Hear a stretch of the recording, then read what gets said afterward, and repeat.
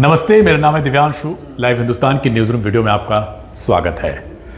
हरियाणा के भिवानी की रहने वाली मनीषा के मामले को लेकर लगातार हम आप तक खबरें जो है इससे जुड़ी पहुंचा रहे हैं, और उसमें भी वो खबरें जो सही हों और सटीक हों, ताकि आप तक वो गलत वाली सूचना ना फैले। कल मनीषा के गांव में उसकी 13वीं का आयोजन भी किया गया था।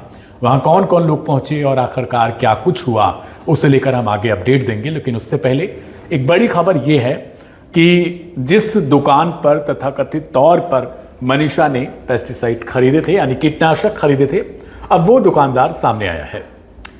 उसने बातचीत में क्या कुछ बताया वो अपडेट प्रशांत को देंगे। लेकिन आपसे एक रिक्वेस्ट रहेगी कि आप लगातार इस खबर को जो देख रहे हैं उसमें भी खबर वही देखिएगा जो सही और सटीक हो। प्रशांत, फिलहाल आप अपडेट दीजिए कि जो बातचीत में जो दुकानदार यानी विक्रेता था, जिस पर कथित तौर पर ये इल्जाम है कि उसने मनीषा को वो पेस्टिसाइड बेचा था, उसने क्या कुछ बताया? बिल्कुल, देखिए शुरू से ही सवाल उठ रहे थे, अगर उसने कीटनाशक लिया है तो कहाँ से लिया है, आखिर जिसने दिया है वो क्यों सामने नहीं आ रहा है। लगातार जैसे जैसे इस मामले की जांच बढ़ रही है, वैसे वैसे जो छिपे चेहरे थे वो सामने आने लगे। जैसे कि अब दुकानदार, उनका नाम है देवेंद्र कुमार, अब वो खुद आगे आकर उन्होंने बताया कि मैंने ही मनीषा को कीटनाशक दवा दी थी। अब सवाल ये उठता है कि उन्होंने कीटनाशक दवा क्यों दी थी। तो आपको उसके लिए बता दें, उन्होंने साफ साफ बताया है कि मनीषा एक किसान की बेटी थी। तो जो कीटनाशक दवा होती है वो जो अनाज होते हैं उनमें डाला जाता है, जो मतलब खेतों में स्प्रे किया जाता है उसका मोनो। तो इसी वजह से उसने उसको दे दिया। अब सवाल ये उठता है कि उसने जो मोनो लिया था वो था 1 लीटर, उसके बाकायदा मनीषा ने 600 रुपये पे भी किए थे। तो क्या पूरा 1 लीटर जो मोनो था वो पी गई मनीषा? अगर पी गई तो उसका जो डिब्बा था, जो बॉक्स था, वो कहाँ है? प्रेस कॉन्फ्रेंस में डीजीपी जो साहब थे उनसे बाकायदा पत्रकारों ने ये सवाल भी किया था, अगर मनीषा ने कोई कीटनाशक दवा ली है तो उसका कोई ना कोई तो डिब्बा वहाँ मिला होगा। भाई 1 लीटर का डिब्बा इतना सा तो होगा नहीं, इतना तो होगा करीब, तो वो डिब्बा मिला। तो उन्होंने इस बात से मतलब एक पास करते हुए इस बात को वो आए कि नहीं अभी जांच चल रही है, कुछ मिलेगा।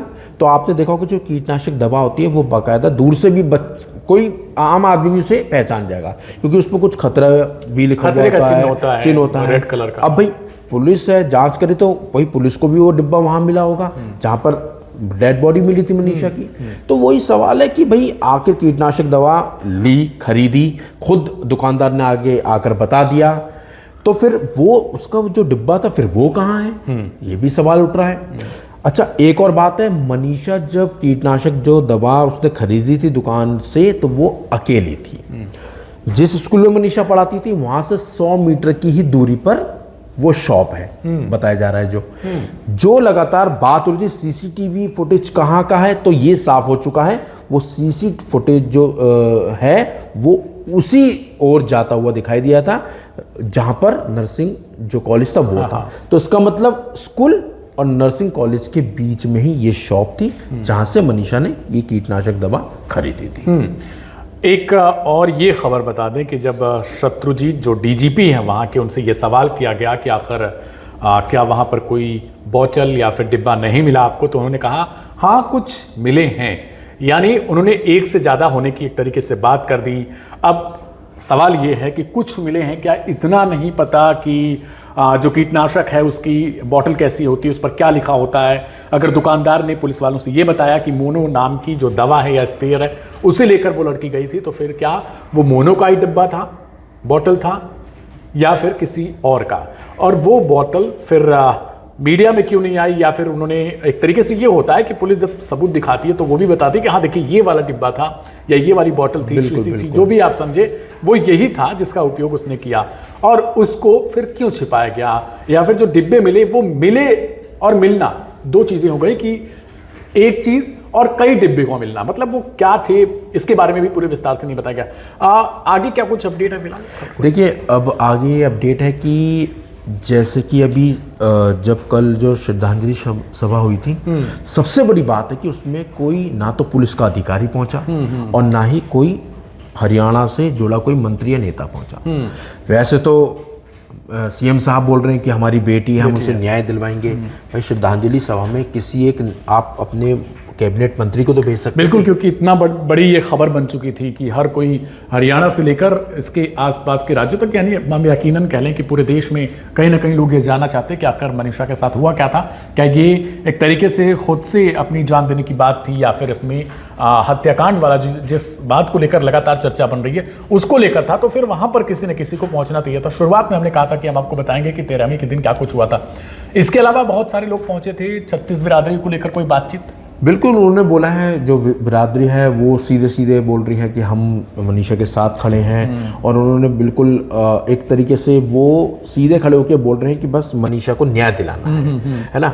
तो अच्छा, मैं आपको एक और बात बताना चाहता हूँ कि जो देवेंद्र है, जिसने कीटनाशक दवाई जो दी थी विक्रेता, बाकायदा वो भी बड़ा अफसोस जता रहा है कि वो ना तो उसके अंतिम संस्कार में जा पाया और ना ही श्रद्धांजलि सभा में पहुंच पाया। अब सवाल ये उठता है कि वो कहाँ था इतने दिन। उसने बताया कि लगातार वो पुलिस की एक तरीके से कस्टडी में था, लगातार पुलिस उससे पूछताछ कर रही थी। लेकिन पूछताछ कर रही थी, अब सवाल यही उठता है कि कीटनाशक दवा इसने दी थी तो वो डिब्बा कहाँ है ना। घूम फिर के वही चीज, थ्योरी यहीं पर अटक जा रही है। लेकिन दुकानदार ने एक और चीज कही है कि उसे 14 तारीख को इस बारे में पता चलता है जब उसे पुलिस लेकर जाती है। यानी 13 तारीख को इस खबर के बारे में ऑलरेडी सूचना फैल चुकी थी कि एक लाश बरामद हुई है। पुलिस ने कहीं ना कहीं इस बात के लिए भी कहा कि ये जब पोस्टमार्टम रिपोर्ट आती है 15 को, उसके बाद ये पता चलता है कि हाँ उसने कीटनाशक का उपयोग किया है। लेकिन 14 को उसे पता चलता है।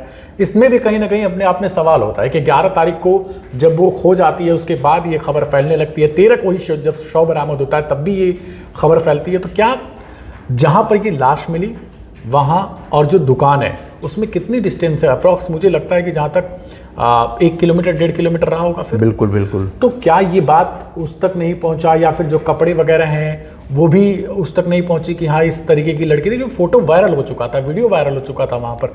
तो क्या वो पहचान नहीं पाया कि हाँ इसी को मैंने बेचा था? क्योंकि उसी दिन की घटना है। हो सकता है जैसे जिस तरीके से बताया जा रहा है कि मनीषा का चेहरा है ना, कुत्तों ने नोचा, ये सब मतलब बताया जा रहा है। हो सकता है वो ना पहचान पाया हो।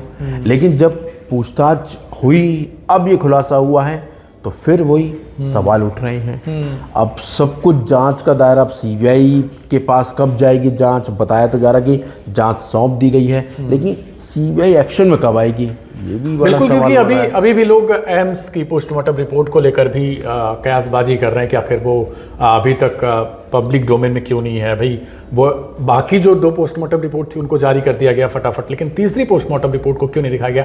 इसके लिए इसको लेकर ये जो कहा जा रहा है कि चूंकि पुलिस ने अपनी तरफ से जांच बंद कर दी है, क्योंकि इस केस को सीबीआई को हैंडओवर किया गया, सोमवार की देर रात इस प्रक्रिया को अंजाम दिया गया, लेकिन अभी तक जांच शुरू हुई कि नहीं ये भी खबर नहीं निकल कर आई है। लेकिन जो पोस्टमार्टम रिपोर्ट है, लैब रिपोर्ट है, इसके अलावा कुछ जो चीजें मिली हैं एम्स से वो पुलिस ने हैंडओवर किया है सीबीआई को।